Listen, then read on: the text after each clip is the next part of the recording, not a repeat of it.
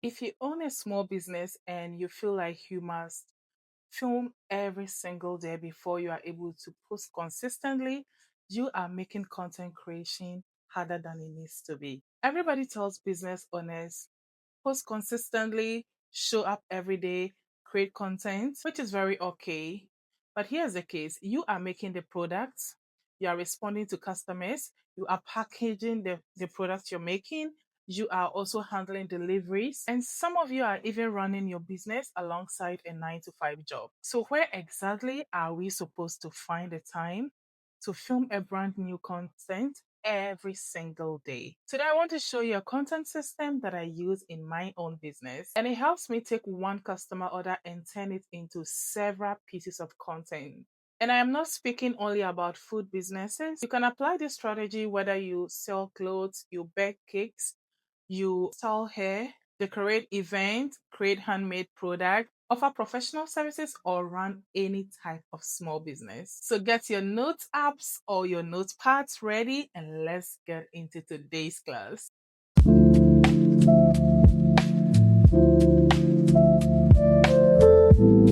Hi everyone, welcome back to Life and Business with Sabi. If you are new here, this is a safe space where we have honest conversations about real life lessons, business, faith, and many other. So please don't forget to hit the subscribe button and let's get into today's conversation. Today we are talking about content repurposing for small businesses. That means taking one piece of work, business activity, or customer order and turning it into several pieces of content. The goal is not to work more. The goal is to become more intentional about documenting the work that you are already doing. There's a difference between creating new content every day and building a content system. Creating every day can become so exhausting. A system helps you capture, organize, reuse, and schedule your content without constantly starting from zero. And I want to show you exactly how I do it. So, the first point I want you to write down here is stop filming only the final product. One of the biggest content mistakes small business owners make is waiting for everything to finish, for the whole process to end before they pull out their camera. You make the product, you package it, you complete the service. Then at the end, you remember, oh, I need content. And at that point, the only thing left to film is the finished results. The finished product is important, but it's only one part of the story. Your audience also wants to see the process. They want to see how you started. They want to see the preparation. They want to see the transformation. They want to see the small details that went into producing the final results. That process builds trust and connection. It shows that there is real work behind what you sell. So instead of waiting until the end, train yourself to identify different stages of your work before you even begin. Ask yourself, what part of this process can I document? Not what video should I create today? This is the mindset shift. You are not always creating content. You are documenting business activities that are already happening. Our second point is going to be practical. I'm going to use El-Roi Treats, my food business, as an example, and I'm going to show you the content workflow. Let's say I receive an order for 160 pieces of puff puff, for example. Before I begin, I already know that this one order contains several content opportunities. I can record the ingredients before I start, mixing the butter, the texture of the butter, covering it and allowing it to rise, showing how it looks after rising, scooping the butter into the oil, the frying stage, taking the puff puff out of the oil, draining the excess oil, dusting it with icing sugar if the customer prefer that, drizzling the glaze, and arranging it in the tray. I also film the packaging of the order, then I show the completed order. And sometimes, depending on the situation, I can also record the customer collecting it or preparing it for delivery. That is already more than 10 possible clips from one order. Now, every clip does not need to be 1 minute long. A clean 10-second clip of butter mixing can easily become an Instagram reel. A 15-second clip of puff puff being scooped into the oil qualifies to be a TikTok post. A close up of the final tray can become an Instagram photo or a carousel. A video of the packaging can become a behind the scene post. The entire process can also be combined into one long video. A longer video can be your main content for the week, then the individual clips become your shorter content for the following days. Now, let's go to our third point, how one order becomes a week of content. Let me break it down practically. Imagine I prepare the order on Saturday. I can combine the full process and post a longer video on Monday. On Tuesday, I can post only the batter mixing clip. On Wednesday, I can post the clip of the batter being scooped into the oil. And that post can focus on the frying process. On Thursday, I can post the puff puff coming out of the oil. On Friday, I can post the glazing or the powdered sugar process. On Saturday, I can post the packaging. And on Sunday, I can post a beautiful picture or a video of the completed tray. This is one order giving me content for almost an entire week. So let's say if I had puff puff order, meat pie order, spring roll order, I'm going to get about 20 to 30 pieces of content from these processes. Imagine how long you can post them. And the posts do not have to all communicate the same message. This is where content strategy comes in. The longer video may be a behind the scenes story. The batter video may be educational. The frying video may be satisfying visual content. The packaging video may promote your event services. The final tray may be sales focused. The same order can produce different content angles. And this is important. Repurposing content does not mean uploading the same post 7 times. It means taking the same business activity and presenting different parts of it with different messages. Now let's go to our fourth point, understanding your content angles. Every piece of raw footage can serve a different purpose. Let's use the same puff puff order for example. Under your educational content, you can explain what creates a soft texture. You can talk about resting the batter. You can share common frying mistakes. You do not need to review your full recipe. You can still educate people without giving away every business secret. Now, behind the scene content, you can show the real work in preparing every order. This helps people appreciate the time, effort, and care in your pricing. Now, sales content under the same thing, you can show the final tray and educate your audience what events they can order this package for. For example, birthday, office meetings, graduation, weddings, mini parties. Now we get to storytelling with the same post. Maybe the order was prepared during a busy day, maybe it's a returning customer who gave a positive feedback, maybe someone you met at an event who tasted your meal. This can become a business story. Now, trust building content. Show cleanliness, packaging, food handling, organization, fresh preparation. These details reassure customers. Now, to personal brand content. We are still under the same puff puff used as an example. You can speak about what running the business is teaching you. Your content may start with puff puff, but the lesson could be about discipline, consistency, customer service, or managing your time. One order can support all these angles. This is why you should never look at raw clips as random videos. They are your content assets. Now let's move to our fifth point. I want to quickly tell you how this strategy worked in my decor business too. When I was actively running my decor business in Ghana, I documented the full process every time we had an event. For one event, I could record the loading of the van, when we get to the venue, the empty hall, before we start the work, how my team offloads all the items into the hall, our backdrop installation, our ceiling installation, dance floor, table setup, the centerpieces arrangement.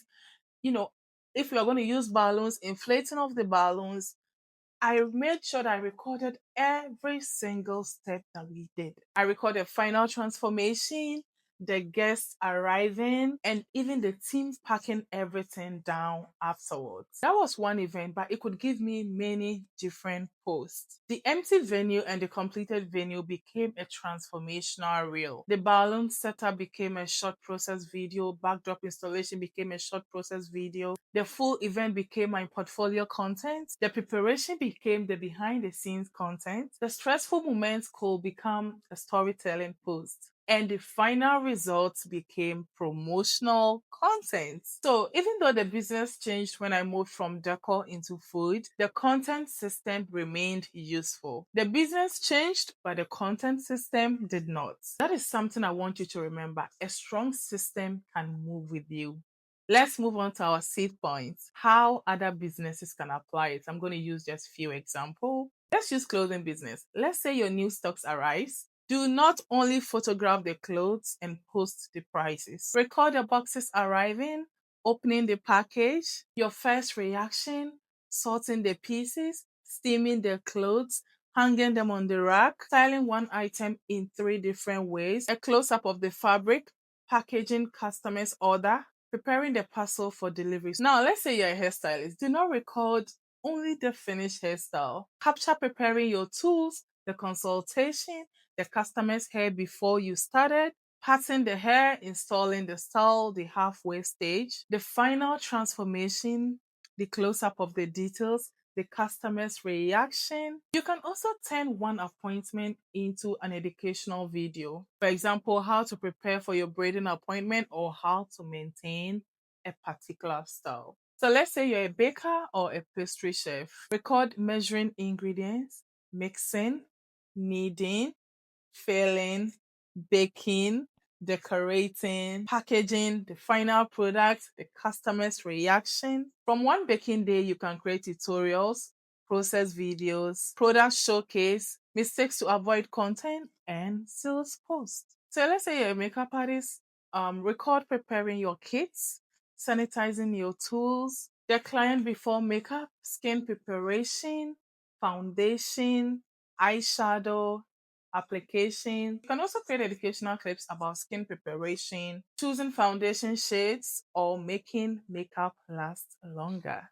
Let's say you are a service provider, maybe a virtual assistant, a consultant, coach, graphic designer, photographer, realtor, or event planner. Your content may not involve physical products, but you still have a process. You can document planning your day, preparing a client call, your workspace, a screen recording of your workflow, while protecting private information though. A checklist for use, a lesson from the client project, a before and after result, a testimonial, a question you answer repeatedly. Every business has a process. Your responsibility is to learn how to identify the content in that process. Let's go to our 7th point. Very important. Organize your content or you will lose it. Filming a lot of clips is not useful if you cannot find them later. This is where many business owners become frustrated. They know they recorded something, but it is buried among thousands of photos and videos in their camera roll. So here is what I do. After filming an order, I make sure to create an album on my phone. Let's say the order was for Sabina ordering for 100 pieces of meat pie. That is how I name the file or the album. Then I add all the raw videos, the photographs, the completed order, the packaging, any customer review connected to that order, the edited versions, everything stays in one place. You can also organize your content by product. For example, pop-off content, meat pie content, spring roll content, customer reviews, packaging videos, behind the scenes. The method you choose depends on how your brain works. The important thing is that your footage should have a home. Do not depend on remembering where everything is. Build a content library. And when I say a content library, it's simply an organized collection of photographs, videos, testimonials, graphics, and ideas that you can reuse when you want to post. And please, before deleting the original videos, maybe because of your space, make sure that you back up the most important ones. You can use cloud storage, your external drive, or any saved storage that you have. Downloading a video back from your social media may reduce its quality, so keep your strongest original footage somewhere secure. Now let's move to the eighth part. Prepare your captions in advance. Sometimes the video is ready, but the posting delays because you do not know what caption to add. You sit there trying to create a hook, a caption, call to action, and a hashtag all at once. That takes unnecessary energy. So personally, I use my notes app. You can create a folder called weekly content caption, then write each post in advance. For example, Monday, who can be come and prepare this customer's order with me? And your call to action can be, what part of this process did you enjoy the most? You do not need to write perfect captions for 30 days in one sitting. Start with 1 week. That alone can reduce a lot of stress. Let's go to our ninth point. Use content scheduling. After filming, organizing, and writing your captions, the next thing is to schedule it.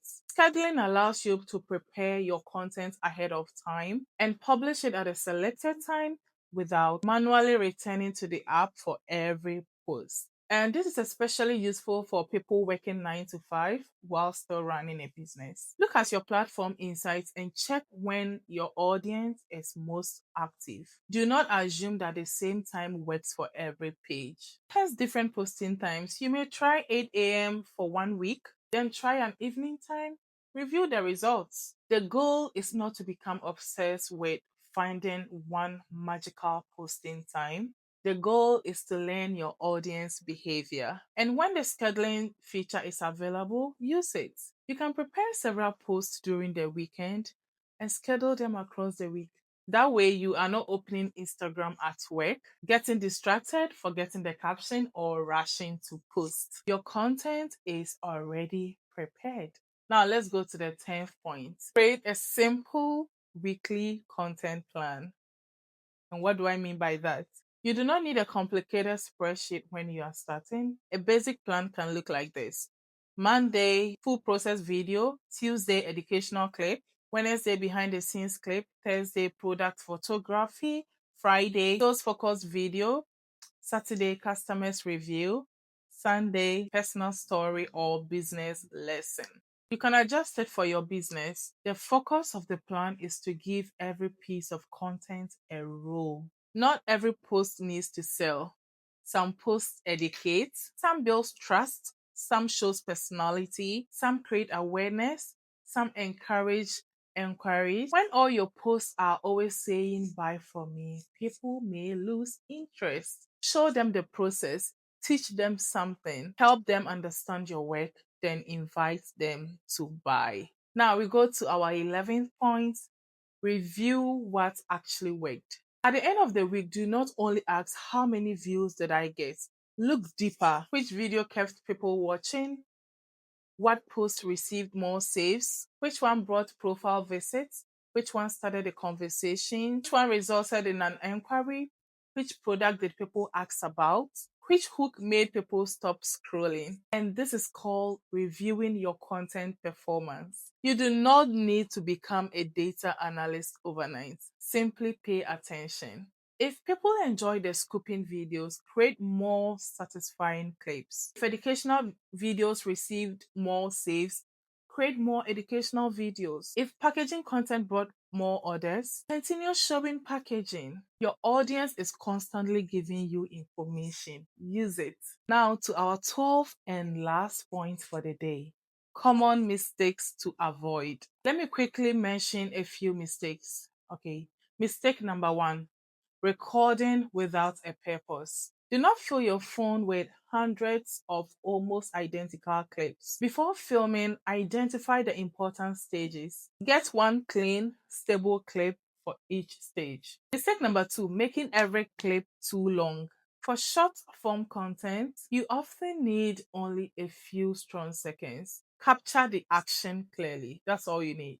Mistake number three: forgetting vertical footage. For Instagram Reels, TikTok, and YouTube Shorts, you need to record vertically. And mistake number four: showing private customer information.